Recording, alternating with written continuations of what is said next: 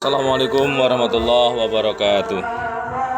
Anak-anak sekalian, sekarang kita menginjak tentang mengimani kitab-kitab Allah. Anak-anak sekalian, mengimani meyakini Al-Quran dan kitab-kitab Allah Subhanahu wa ta'ala.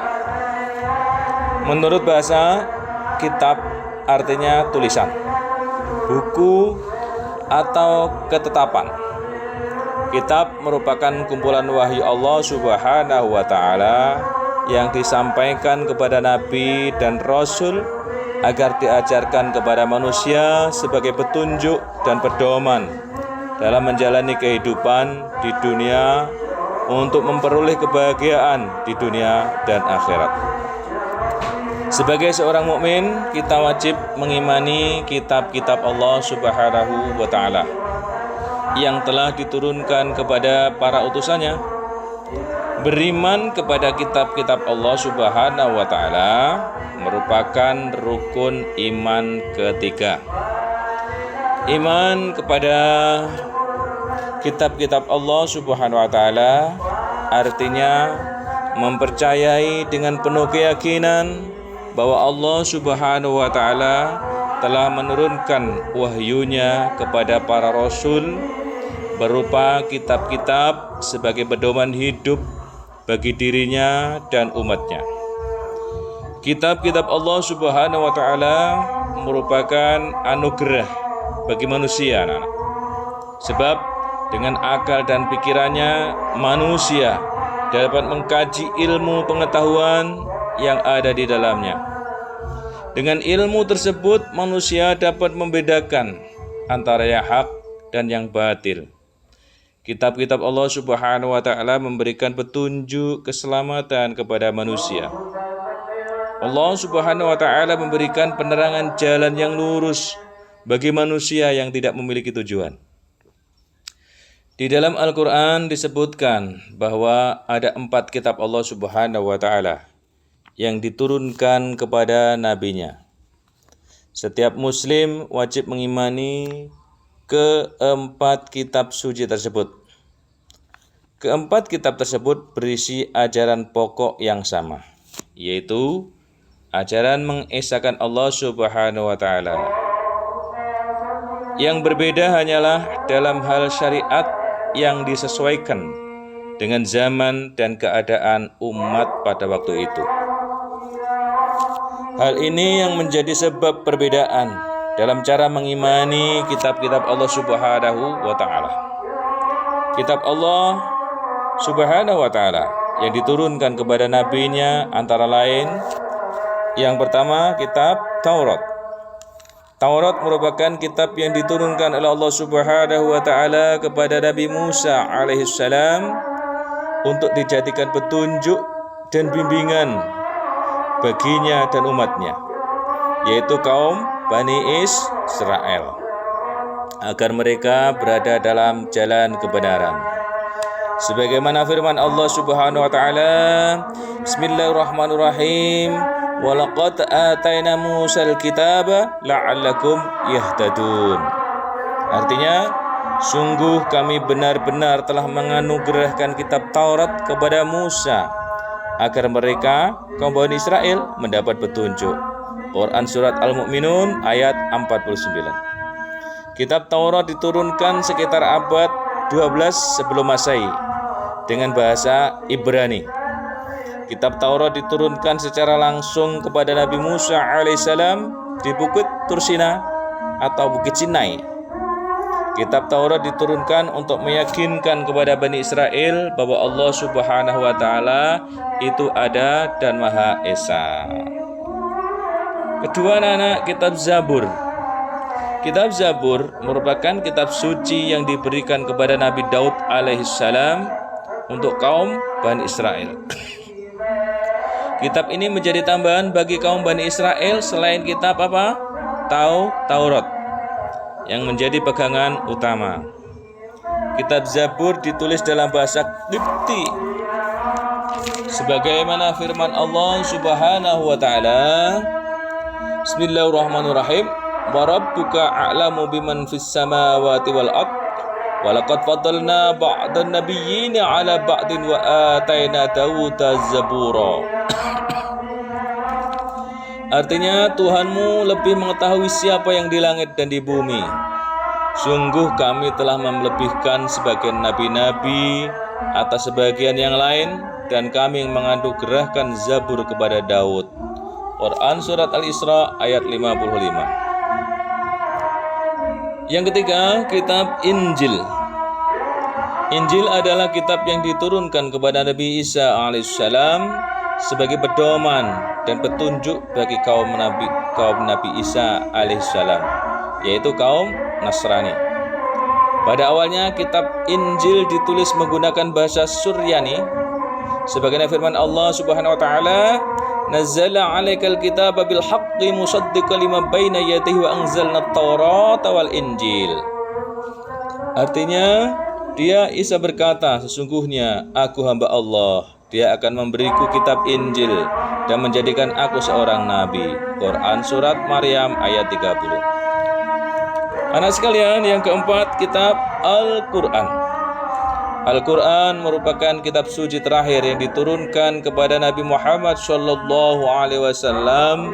melalui malaikat Jibril.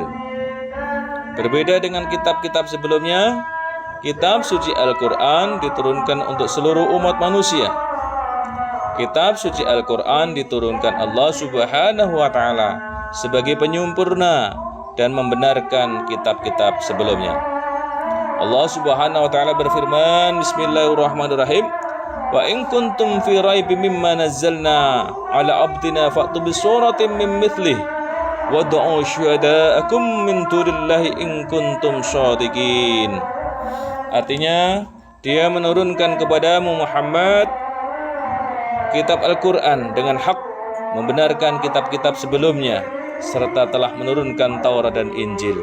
Quran Surat Al-Imran ayat 3. Kitab suci Al-Quran diturunkan dengan bahasa Arab dan berisi tentang akidah, hukum, dan muamalat. Dengan turunnya Al-Quran, Allah Subhanahu wa taala telah menyempurnakan dan meridhai agama Islam bagi seluruh umat manusia. Anak-anak sekalian, yang B, Al-Quran sebagai pedoman hidup. Ya, kitab suci Al-Quran merupakan kitab suci yang menjadi pedoman bagi seluruh umat manusia.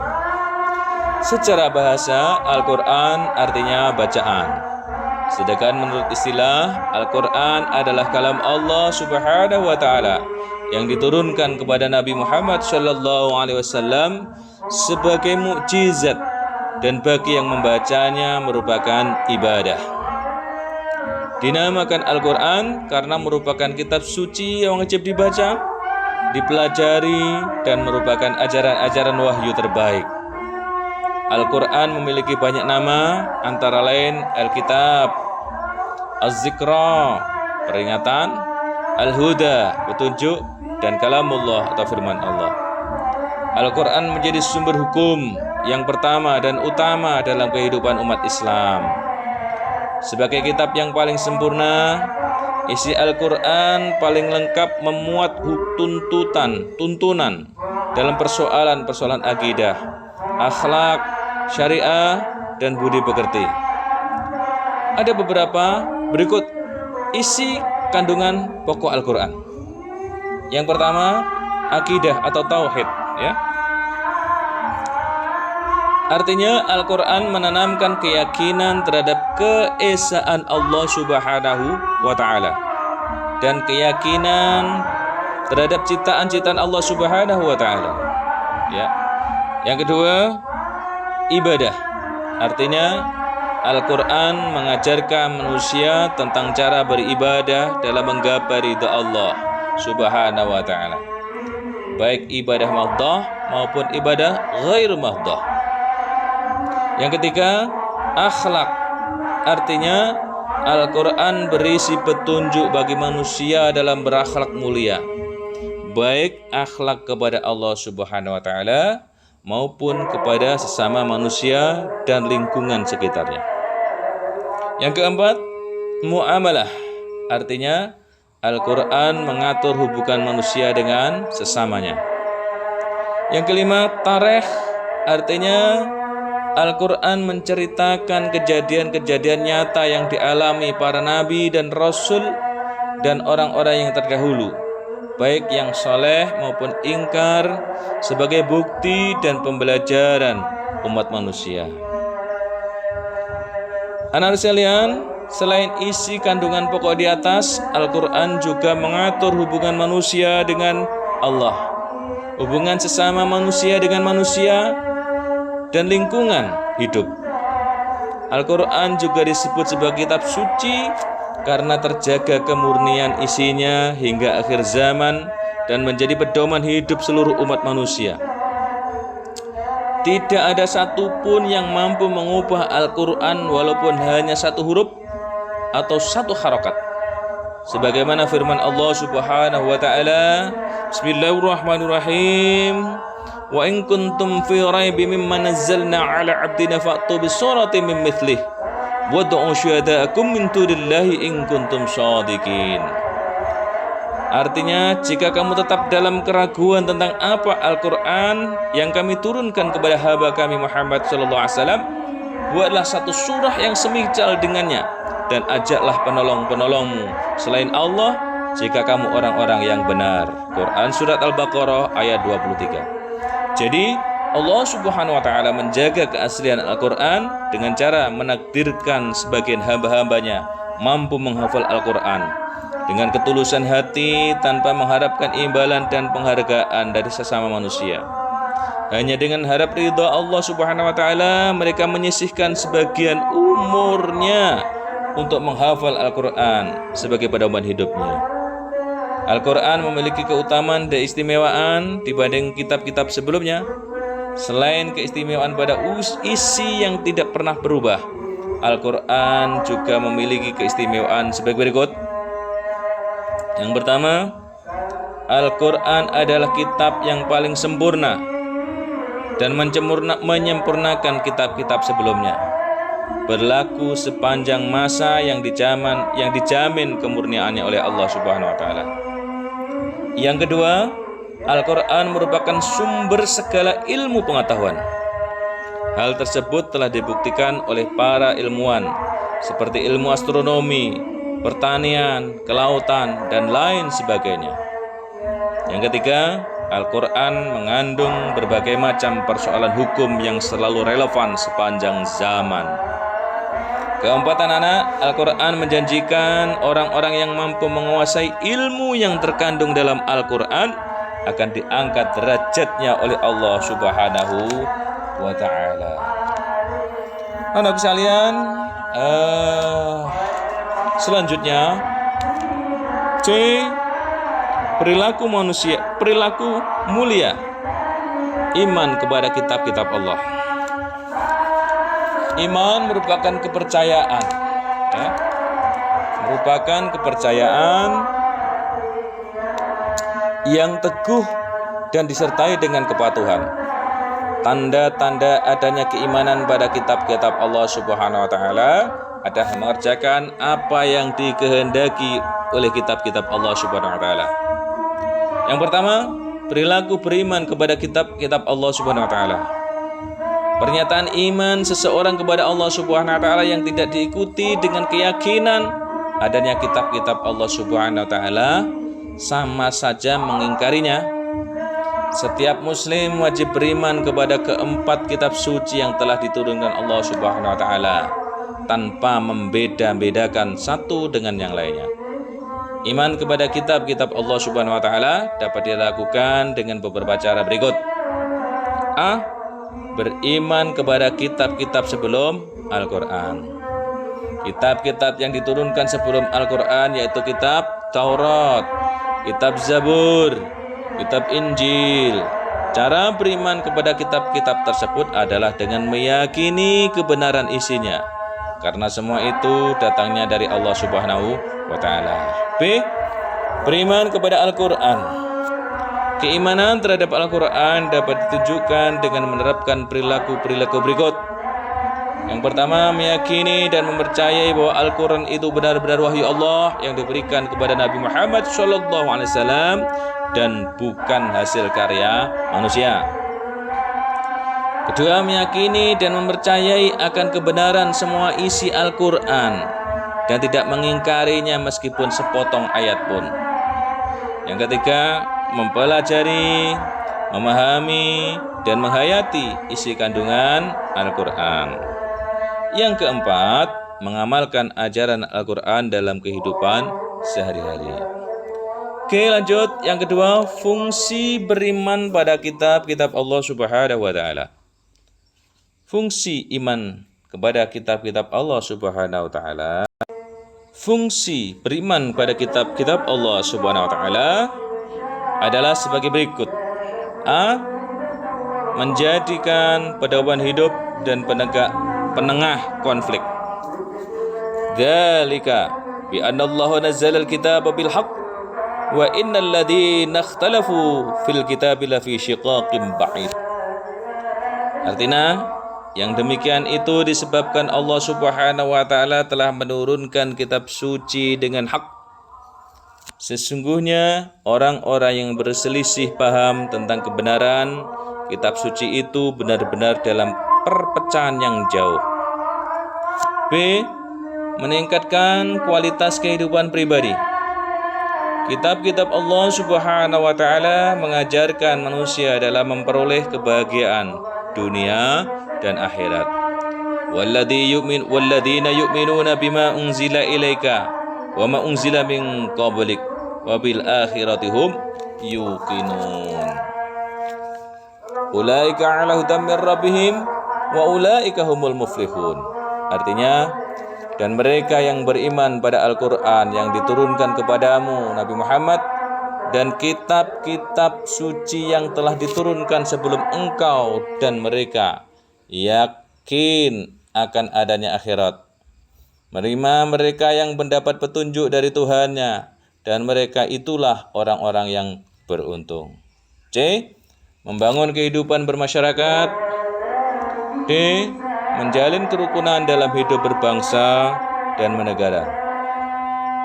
Yang ketiga, hikmah beriman kepada kitab-kitab Allah Subhanahu wa Ta'ala. Hikmah beriman kepada kitab-kitab Allah Subhanahu wa Ta'ala adalah A. Taat pada aturan yang terdapat dalam kitab Allah Subhanahu wa Ta'ala. Amana rasulun bima unzila ilaihi min rabbihi wal mu'minun kullun amana billahi wa malaikatihi wa kutubihi wa rusulihi la nufarriqu baina ahadin min rusulihi wa qalu sami'na wa ata'na ghufranaka rabbana wa ilaikal masir. Rasul Muhammad sallallahu alaihi wasallam beriman pada apa Al-Qur'an yang diturunkan kepadanya dari Tuhannya. Demikian pula orang-orang mukmin masing-masing beriman kepada Allah Subhanahu wa Ta'ala, malaikat-malaikatnya, kitab-kitabnya, dan rasul-rasulnya. Mereka berkata, kami tidak membeda-bedakan seorang pun dari rasul-rasulnya. Mereka juga berkata, kami dengar dan kami taat. Ampunilah kami, wahai Tuhan kami, hanya kepadamu tempat kami kembali. Anak sekalian, B. Mendapatkan berkah. Iman kepada kitab-kitab Allah, terutama Al-Quran, akan mendatangkan berkah bagi yang mengamalkannya. Sebagaimana firman Allah Subhanahu wa Ta'ala, Bismillahirrahmanirrahim, Kitabun anzalnahu ilaika mubarakal yudabbaruna ayatihi waliyatadzakkara ulul albab. Artinya, Al-Quran ini adalah kitab yang kami turunkan kepadamu Muhammad yang penuh berkah, supaya mereka menghayati ayat-ayatnya dan orang-orang yang berakal sehat mendapatkan pelajaran. C. Terhindar dari kerugian. Kitab-kitab Allah Subhanahu wa Ta'ala diturunkan untuk menjadi pedoman bagi umat manusia. Manusia akan terhindar dari kerugian jika selalu berpegang teguh dan berpedoman pada kitab-kitab Allah Subhanahu wa Ta'ala. Wala takunanna minal ladzina kadzdzabu biayatillahi fatakuna minal khasirin. Janganlah sekali-kali kamu termasuk orang-orang yang mendustakan ayat-ayat Allah, yang menyebabkan kamu tergolong orang-orang yang merugi. Anak sekalian, itu tadi yang dapat Bapak Guru sampaikan. Mudah-mudahan bermanfaat. Selamat belajar dan Assalamualaikum warahmatullahi wabarakatuh.